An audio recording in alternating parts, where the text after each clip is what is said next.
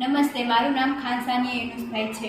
નમસ્તે, મારું નામ ચૌહાણ રેણસી રાજુભાઈ છે. અમે બંને ધોરણ 8 માં અભ્યાસ કરીએ છીએ. અમારા પ્રયોગનું નામ છે ગુણક પ્રતિબિંબ. બે સમતલ અરીસા લો, તેમની ધાર એકબીજાને સ્પર્શે તેમ 90 અંશનો કોણ બનાવો. હવે અરીસાની વચ્ચે એક વસ્તુ મૂકો.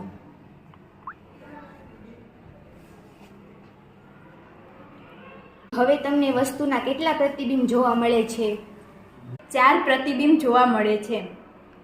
હવે કાચને 45 અંશના ખૂણે મૂકો. હવે અરીસાની વચ્ચે એ વસ્તુને મૂકો. હવે 6 પ્રતિબિંબ જોવા મળે છે. હવે 60 અંશનો ખૂણો મૂકો.